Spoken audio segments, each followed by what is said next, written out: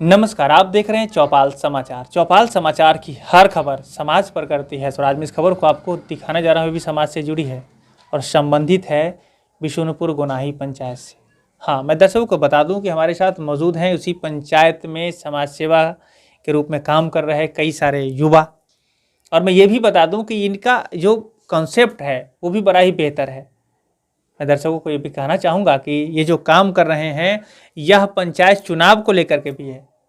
तो आप सब नज़र बना कर रखें और देखें कि ये क्या कर रहे हैं, इससे क्या फ़र्क होने वाला है, किस तरह समाज की बेहतरी पर ये सोच रहे हैं।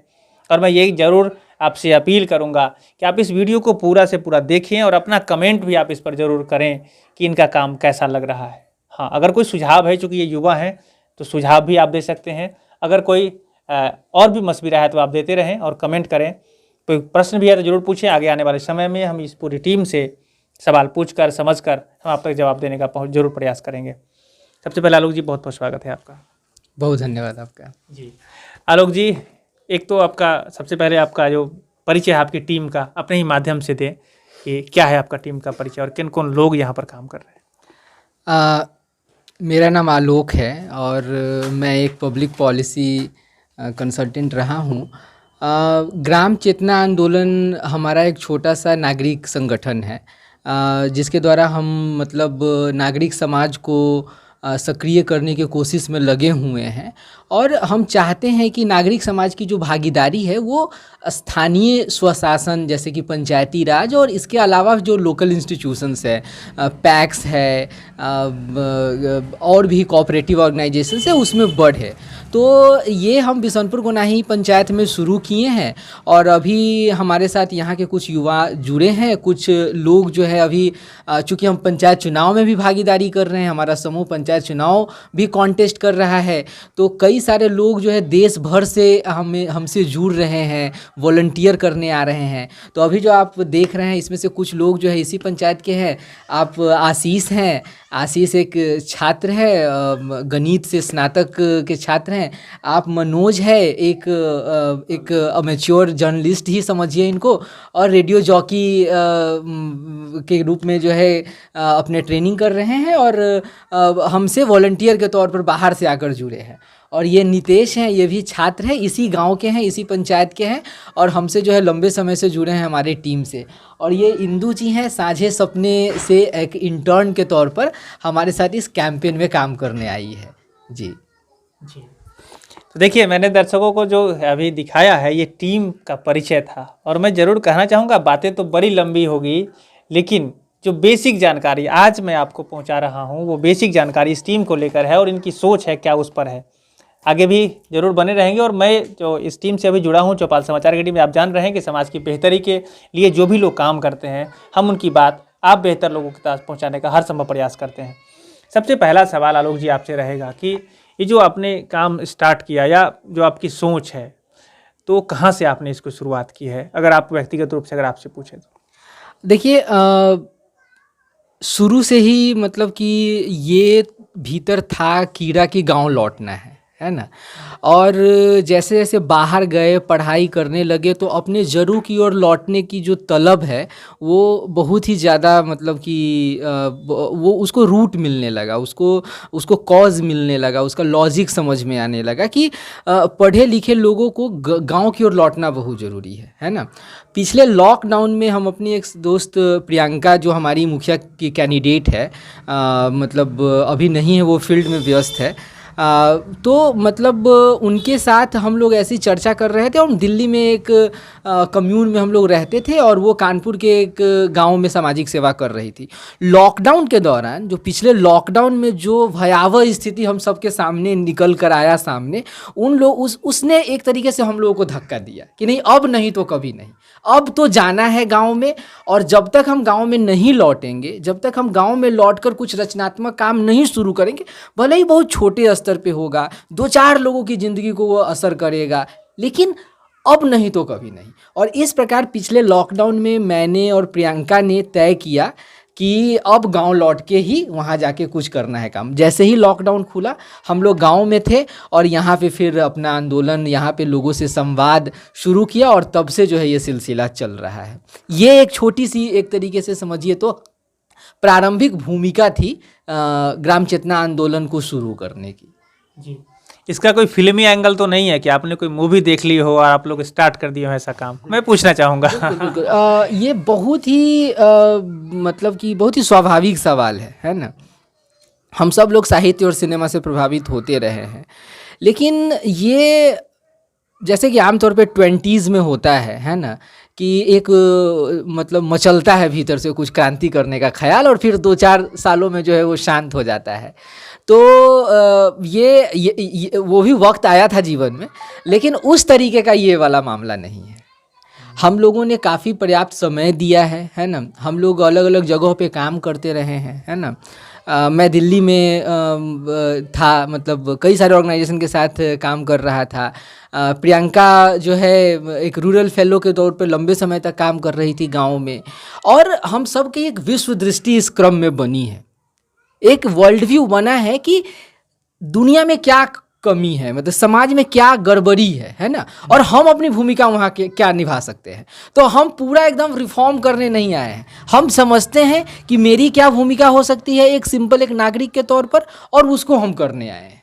चलिए, इसका मतलब कि फिल्मी एंगल के साथ साथ जो अभी ग्राउंड पर आपने काम किया है, उससे भी आपको महसूस हुआ है कि हमें आपको समाज में आकर बेहतर काम करने की ज़रूरत है। बिल्कुल बिल्कुल सही कह रहे हैं आप, मतलब निहायत फिल्मी एंगल नहीं है ये क्या।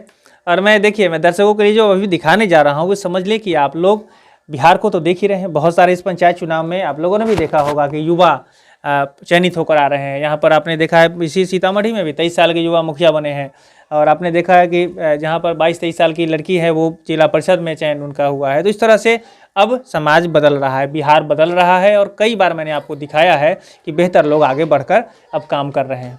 अब आशीष जी, आप मुझे बताएं, आप आलोक जी, आपका जो अभी तो टीम का परिचय मैंने बता ही दिया अपने दर्शकों को, अब आपका मोटिव क्या है? अब ओवरऑल सब लोग एकजुट होकर यहाँ पर आ गए हैं, तो अभी बिशुनपुर गोनाही पंचायत को लेकर जो आप काम कर रहे हैं, तो कैसे लोगों को मदद कर पाएंगे, वो भी हमारे दर्शकों को बताएं। देखिए, संविधान जो है एक ढांचा दे दिया है ना। मतलब पूरे देश में एक ढांचा है कि कैसे जो है मतलब लोगों के हाथ में निर्णय लेने का शक्ति रहेगा, है ना। और वो फोकट में नहीं मिला है अभिषेक जी। जो संविधान ने जो हमें ढांचा दिया है लोकतंत्रात्मक, उसके लिए वर्षों की कुर्बानी है। हम लोगों ने कुर्बानियाँ दी है, लोगों ने वैचारिक संघर्ष किए हैं, लोगों ने शारीरिक यातनाएं सही है, लेकिन वो ढांचा जो है आप खुली आंखों से देख सकते हैं कि आपके गांव में जो है वो काम नहीं कर रहा है। उसके लिए बहुत ज़्यादा मतलब रिसर्च की ज़रूरत नहीं है, एक अलग किस्म के नज़रिए की ज़रूरत नहीं है। आप अपनी भूमिका देखेंगे कि इस पूरे सिस्टम में आपका क्या स्थान है, तो आप बहुत ही आप पाएंगे कि आप एकदम निहत्थे हैं, आपका तो कोई सुना ही नहीं जाता है। तो एक किस्म से आप ये समझिए कि हम लोग जो है लोकतंत्र की गाड़ी को एकदम अंतिम लोगों तक खींच के लाने की कोशिश कर रहे हैं, और उसके लिए जो है राजनीतिक पहल से ज़्यादा, राजनीतिक पहल के अलावा और कोई उपाय नहीं है। राजनीति से हम बच नहीं सकते हैं। अनफॉर्चुनेटली राजनीति को एक गंदा ये बना दिया गया है, लेकिन 65% जो युवा है अपने आबादी में, उसको रिक्लेम करना पड़ेगा, उसको, है ना, पॉलिटिक्स को रिक्लेम करना पड़ेगा। और मैं यहाँ जोर देकर कहना चाहता हूँ कि केवल लड़कों को ही रिक्लेम नहीं करना पड़ेगा, केवल पुरुषों को नहीं रिक्लेम करना पड़ेगा, महिलाओं को, औरतों को, इंदू जैसी लड़कियों को रिक्लेम करना पड़ेगा। और इसीलिए हमारी नेत्री प्रियंका जी जो है वो रिक्लेम करने के जद्दोजहद में लगी हुई है। और बिशनपुर गोनाही में हमारा एक फंडामेंटल एक लाइन का ये है, एक ऐसा पंचायत गठित हो 2021 के पंचायत चुनाव के बाद, जो पंचायत अंतिम व्यक्ति का सुने, है ना, अंतिम व्यक्ति को शामिल करे निर्णय लेने की प्रक्रिया में, चाहे वो आवास का योजना हो, राशन कार्ड का योजना हो, 14वीं वित्त आयोग का जो पैसा आए, मतलब कोई भी वित्त आयोग, 15वीं अब आने लगेगा, 15वीं वित्त आयोग का पैसा आए, आपको जो 7 निश्चय के अलग अलग मद में जो पैसा आता है, जल नल का हालात आप देख सकते हैं, आप कई जगह से कवरेज किए होंगे, मतलब हाहाकार मचा हुआ है, ठीक है। और लोग हम चुटकुला बनाते हैं, लेकिन हम सदप्रयास नहीं करते हैं। सदप्रयास करने के लिए चमड़ी मोटी करने होंगे और पॉलिटिक्स में आना पड़ेगा। हमारा मुहिम है कि एक ऐसा पंचायत गठित हो जो ग्राम सभा को तरजीह दे, है ना, अंतिम व्यक्ति को सुने और निर्णय ले। हर एक चीज़ में, हर एक निर्णय लेने से पहले ग्राम सभा बैठे, लेकिन उसके लिए एक ऐसे मुखिया की ज़रूरत है जो इस बात के संवेदना को समझती है ना, इस बात के अहमियत को समझती है कि ग्राम सभा क्यों जरूरी है, वो केवल कागजी चीज़ नहीं है। तो इस मुहिम में हम लगे हुए हैं एक तरीके से। देखिए आलोक जी, मैं एक बात और, 2-3 बात आपने बीच में बोल दी है, क्योंकि मेरा आपसे प्रश्न जो मैं पूछ रहा हूँ, तो मैं एक बात और आपसे जानना चाहूँगा कि क्या आप ये सोच रहे हैं कि आज तक लोकतंत्र इतना मजबूत नहीं हुआ है कि हर व्यक्ति की सुनी जाती हो? क्या आपने ये महसूस नहीं किया है कि आज हमारे बिहार में बहुत जगह अच्छी व्यवस्था बची हुई है जिसको कि और आगे बेहतर बनाने की ज़रूरत है? क्या आपको लगता है कि बिशुनपुर गोनाही पंचायत में जो अभी तक जो सरकारें या पंचायत में व्यवस्था जो बनी है 20 वर्षों से, हर 5 वर्षों पर चयन हुआ मुखिया जी का, वो लोग एकदम से ही बेहतर काम नहीं किए हैं, ऐसा कुछ आप कहना चाहेंगे? देखिए, मतलब सबसे पहली बात ये कि कतई ये आरोप नहीं है कि लोकतंत्र जो है ये नहीं हुआ है। हमारा 70-75 साल का जो अनुभव है वो बहुत ही सुंदर अनुभव है लोकतंत्र का। लेकिन देखिए, ऑब्जेक्टिवली नहीं चीज़ों को समझना चाहिए, ठीक है ना। चीज़ों को समझने का एक पर्सपेक्टिव होता है, एक संदर्भ होता है। लोकतंत्र जो है जहाँ पे संघर्ष हुआ है, ठीक है ना, राजस्थान में मजदूर किसान शक्ति संगठन ने संघर्ष किया तो आज हमारे पास राइट टू इन्फॉर्मेशन है। राइट टू इन्फॉर्मेशन एक कानून के तौर पर है। उसी प्रकार के संघर्षों के अलावा हमारे पास मनरेगा है। अभी कुछ देर पहले ऑफ द कैमरा हमारी बात हो रही थी, मनरेगा के बारे में बात हो रही थी।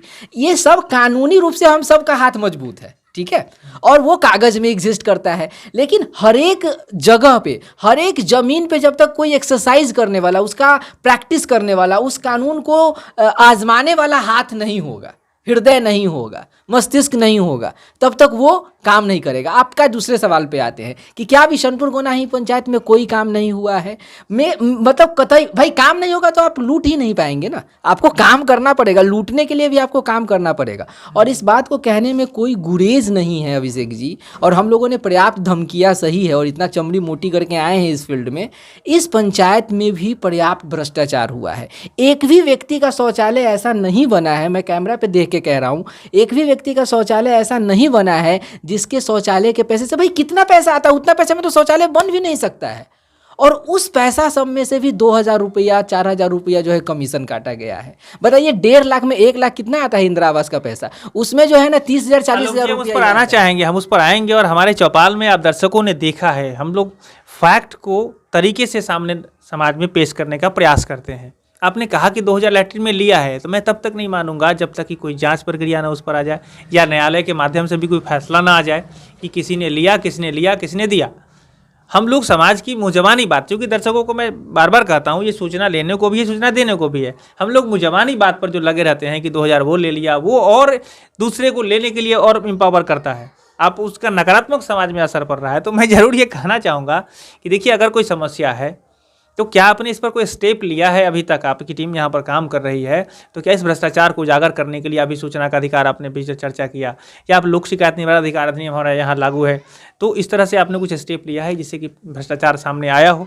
देखिए, आपने मुँह ज़बानी वाला बात बोला, ठीक है ना। हालांकि आपकी बातों से जो है वो अलग संदर्भ ले रहा है, लेकिन मैं आपको बताना चाहता हूँ कि मतलब हम लोग लोक परंपरा को बहुत महत्व देने वाले लोग हैं, ठीक है। और जब आप मतलब जनसंवाद करते हैं, जब आप लोगों के बीच जाते हैं, तो लोग अपना दुखड़ा सुनाते हैं, ठीक है। और उसको भले ही न्यायालय में फैक्ट की तरह पे नहीं लिया जा सके, लेकिन एक सिविल स्पेस में, एक नागरिक समाज में उसका एक महत्व है ना। लोक जो आपस में संवाद करता है, ठीक है ना, उसमें भले ही अपने प्रतिनिधि पे आरोप लगाता है, भले ही वो पीड़ित है, उसने खुद जाकर दिया है, ठीक है ना, उसके पीछे की बहुत लंबी लड़ाई है, उसके पीछे का बहुत ही जटिल संदर्भ है ना, लेकिन उसको इग्नोर नहीं किया जा सकता है, पहली बात। दूसरी बात कि हमने क्या कुछ किया है क्या इसके लिए? देखिए, हम अभी जो कर रहे हैं पिछले साल भर से, वो ये कर रहे हैं कि हम एक एक व्यक्ति से संवाद करने की कोशिश कर रहे हैं कि दरअसल हमारा ये अधिकार क्या है, ठीक है। हमने ग्राम सभा के महत्व के ऊपर हमने इस बात पे कि आपका मतदाता के बियॉन्ड बहुत अधिकार है, है ना। आप महज एक मतदाता नहीं है जो 5 साल में जिसका एक बारी आता है, आप जो है ग्राम सभा के माननीय सदस्य है, और उस नाते आपका पूरा अधिकार और पूरा संदर्भ बदल जाता है कि आप ग्राम सभा के माननीय सदस्य हैं। तो जैसे अगर ग्राम सभा एक विधान सभा है मतलब कि पंचायत का, तो उसके आप विधायक है ना। इस बात पे डायलॉग करना एक साधारण काम नहीं है। और हम लोगों ने, आप जाइएगा, आप मतलब कि हम लोग इस पंचायत में साल भर से एक एक घर में जाके हमने इस बात पे संवाद किया है, और ये एक प्रोसेस में है। आप कहिएगा तो एक समय ग्राम सभा संगठित हम कर पाएंगे। ग्राम सभा को छोड़िए, अगर एक आध बार में वार्ड सभा को भी संगठित कर पाएंगे, पूरा वार्ड सभा को भी छोड़िए, क्योंकि लोगों को बहुत इमेजिनरी काम लगता है। कहते हैं कि बाप रे बाप, इतना एकता आने में तो भाई बरसों आ जाएगा। कोई दिक्कत ही नहीं है, कानून बहुत स्पष्ट कहता है, कोरम पूरा होना चाहिए, कहता है ना, कोरम पूरा होना चाहिए। उतना भर भी लोगों को हम संगठित कर पाए तो आप जो कह रहे हैं वो चीज़ फिर दूर का चीज़ नहीं रहेगा, और उस यात्रा में हम लगे हुए हैं।